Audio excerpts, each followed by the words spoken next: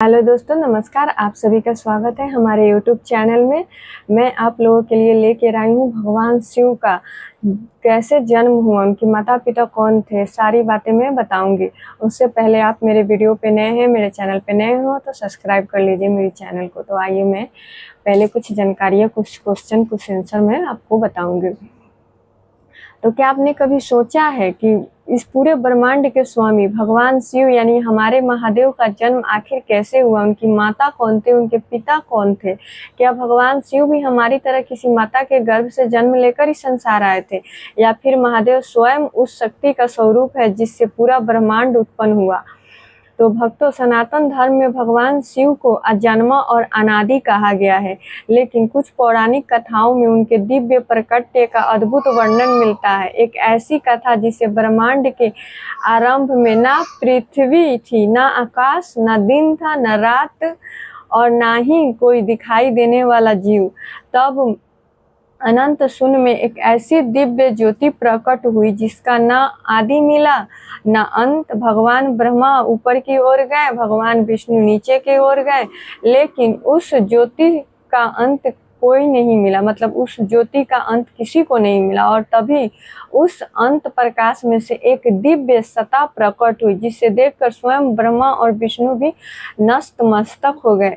वह थे महादेव। लेकिन सवाल अभी भी बाकी है, क्या वह वास्तव में शिव जी का जन्म था या फिर यह उनके दिव्य प्रकाट्य की कथा थी?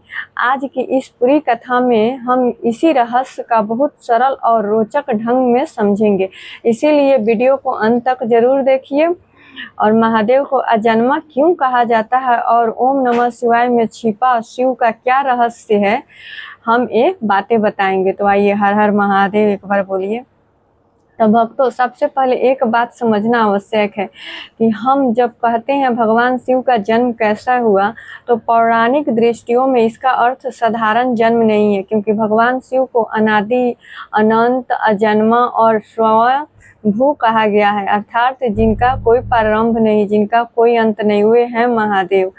तो बहुत प्राचीन समय की कल्पना कीजिए कि जब यह संसार दिखाई ही नहीं देता था, न सूर्य, न चंद्रमा, न तारे, न पर्वत, न समुद्र, न पृथ्वी, चारों ओर केवल समीम शांति। ऐसा लगता था जैसे पूरे ब्रह्मांड का एक गहरी निंद्रा में हो। लेकिन उस शून्य में भी एक शक्ति थी। वह शक्ति थी परम चेतना, जिसे कोई शिव कहता था, कोई परमात्मा, कोई ब्रह्मा, कोई ब्रह्मा। तो पौराणिक वर्णनों में एक प्रसिद्ध कथा आती है कि सृष्टि के आरंभ में भगवान विष्णु क्षीर सागर में शेषनाग प्रयोग निद्रा में विराजमान थे। उनकी नाभि में एक कमल प्रकट हुआ। उस कमल पर प्रकट हुए ब्रह्मा जी ने चारों ओर देखा, लेकिन उनमें अपना स्रोत दिखाई नहीं दिया। उन्होंने सोचा, मैं कौन हूँ, मैं कहाँ से आया हूँ। उन्होंने कमल की डंडी के भीतर जाकर उसके मूल को खोजने का प्रयास किया, लेकिन उन्हें उसका अंत नहीं मिला। तब उन्होंने ध्यान लगाया और उन्हें भगवान विष्णु का दर्शन हुआ। ब्रह्मा जी ने भगवान विष्णु से पूछा, प्रभु आप कौन हैं? भगवान विष्णु ने कहा, मैं नारायण हूँ। ब्रह्मा जी बोले, और मैं? विष्णु भगवान ने कहा, तुम सृष्टि की रचना के लिए प्रकट हुए हो। इसी प्रकार सृष्टि के 3 महान कार्यों की व्यवस्था हुई है, ब्रह्मा सृष्टि, विष्णु पालन और शिव संहार और परिवर्तन। लेकिन महादेव का रहस्य अभी बाकी था। एक समय ब्रह्मा और विष्णु के बीच यह प्रश्न उठा कि सर्वोच्च कौन है? ब्रह्मा जी बोले, मैं सृष्टि करता हूँ, इसलिए मैं सर्वश्रेष्ठ हूँ। भगवान विष्णु बोले, मैं संसार का पालन करता हूँ, इसलिए मैं श्रेष्ठ हूँ। दोनों के बीच विवाद बढ़ने लगा। तभी अचानक उन दोनों के बीच एक अद्भुत प्रकाश प्रकट हुआ। वह प्रकाश धीरे धीरे एक विशाल अग्नि स्तंभ का रूप लेने लगा। वह स्तंभ इतना विशाल था कि उसकी ऊंचाई दिखाई नहीं देती, उसका नीचे का भाग भी दिखाई नहीं देता था। ऊपर केवल प्रकाश, नीचे केवल प्रकाश और चारों ओर केवल प्रकाश। ब्रह्मा और विष्णु दोनों आश्चर्य में पड़ गए। तभी एक दिव्य वाणी हुई, जो इस ज्योति का आदि या अंत खोज लेगा वही श्रेष्ठ माना जाएगा। ब्रह्मा जी ने हंस का रूप धारण किया। वे ऊपर की ओर उड़ने लगे, बहुत दूर, फिर भी उस ज्योति का अंत नहीं मिला। ब्रह्मा जी थकने लगे। उन्होंने आकाश के अंत विस्तार को पार करने का प्रयास किया, लेकिन ज्योति समाप्त नहीं हुई।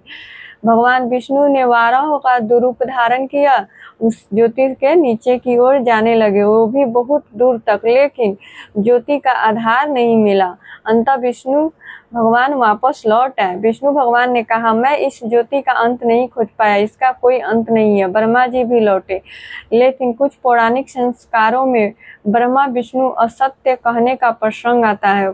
भगवान विष्णु ने सत्य स्वीकार किया और इसी कारण उनकी विनम्रता की प्रशंसा हुई। तभी उस अनंत ज्योति से एक दिव्य रूप प्रकट हुआ।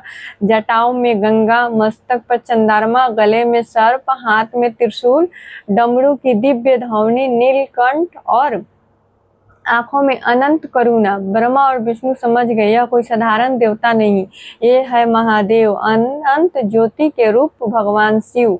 भक्तों, यही इस कथा का सबसे बड़ा रहस्य है कि महादेव का यह जन्म नहीं था, यह उनका प्रकट्य था। जैसे सूर्य बादलों के पीछे से दिखाई देता है, सूर्य का जन्म उस समय नहीं होता, वह पहले से मौजूद होता है। उसी प्रकार शिव के पौराणिक दर्शन में अनादि चेतना माना जाता है। वो किसी एक समय पैदा नहीं हुए, स्वयं शंभु है।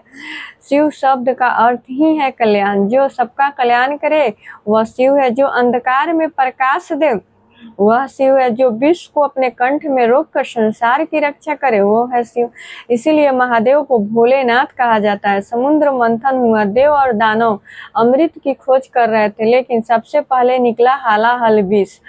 विष इतना भयंकर था कि पूरी सृष्टि को नष्ट होने का संकट पैदा हो गया। देवता, ऋषि सभी भगवान शिव के पास पहुंचे। महादेव के बिना अपने लिए कुछ मांगे वह विष पी लिया। माता पार्वती ने उनके कंठ को पकड़ लिया और विष उनके गले में ही रोक दिया। इसीलिए शिव कहलाए नीलकंठ।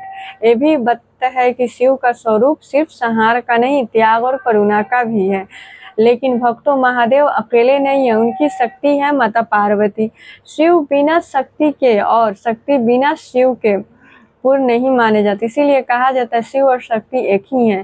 परम सत्य के दो आयाम हैं। जब शिव इस अस्थिर चेतना है तो शक्ति उसकी गतिशील ऊर्जा, जब शिव बीज है तो शक्ति सृष्टि की शक्ति है। अब सबसे बड़ा सवाल क्या है कि शिव जी के माता पिता कौन थे? कई पौराणिक कथाओं और लोक परंपराओं में अलग अलग प्रसंग मिलते हैं, लेकिन व्यापक शैव दर्शन में भगवान शिव को अजन्मा और अनादि माना जाता है। अर्थात उनके लिए सामान्य अर्थों में माता पिता की आवश्यकता नहीं, वह स्वयंभू है। इसीलिए उन्हें शंभु महादेव कहा जाता है। एक दिन माता पार्वती ने प्रेम से भगवान शिव की दोनों आंखों को अपने हाथों से बंद कर दिया। अचानक पूरा संसार अंधकार में डूब गया, पूरा संसार अंधकार में डूब गया, क्योंकि शिव की आंखें केवल आंखें नहीं, सूर्य और चंद्रमा के समान मानी जाती है।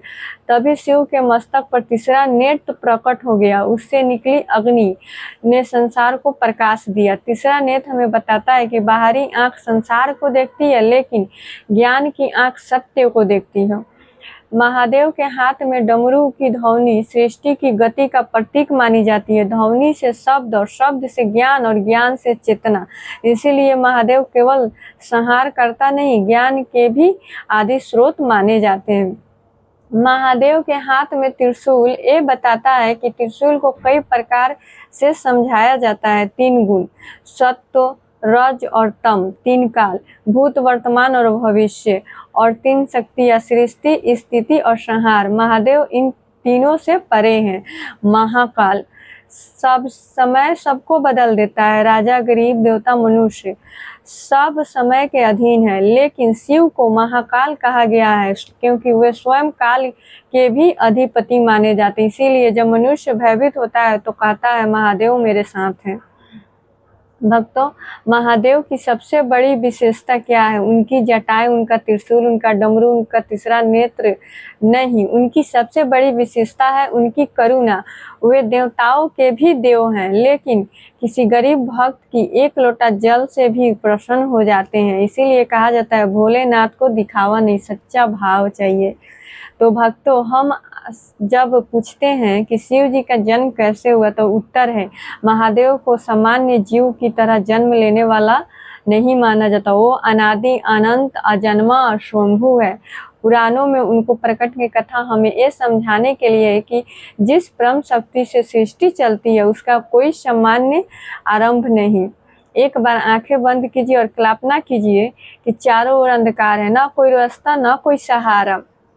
अचानक एक दिव्य ज्योति प्रकट होती है और ज्योति धीरे धीरे महादेव का रूप लेती है। मस्तक पर चंद्रमा, जटाओं में गंगा, गले में नाग, हाथ में त्रिशूल और मुख पर करुणा। महादेव कहते हैं, डरो मत, मैं तुम्हारे साथ हूँ। यह शिव है जो अकेले हैं फिर भी सबके अपने हैं, जो शमशान में रहते हैं फिर भी जीवन का ज्ञान देते हैं, फिर भी अमृत, जो विष पीते हैं वो फिर भी अमृत बांटते हैं, जो संहार करते हैं ताकि नई सृष्टि का जन्म ले सके। इसीलिए वो केवल भगवान नहीं महादेव है। तो आइए हम भगवान भोलेनाथ से प्रार्थना करते हैं कि हे भोलेनाथ, हमारे जीवन में अहंकार का नाश कीजिए, हमारे मन के शक्ति भरिए, हमारे परिवार में सुख शांति रखिए, जो दुखी है उनका दुख दूर कीजिए, जो बीमार है उन्हें शक्ति दीजिए, जो रास्ता भूल गया है उन्हें सही मार्ग दिखाइए और हमारे मन में सदा अपना वास बनाए रखिए। ओम नमः शिवाय, हर हर महादेव। अगर आपको हमारी वीडियो पसंद आई हो, शिव की यह कथा पसंद अच्छी लगी हो, पसंद आई हो तो लाइक शेयर और सब्सक्राइब अवश्य कीजिए और कमेंट में लिखिए हर हर महादेव। जय भोलेनाथ। कीजिए माता पार्वती की जय। जय भोलेनाथ। हर हर महादेव।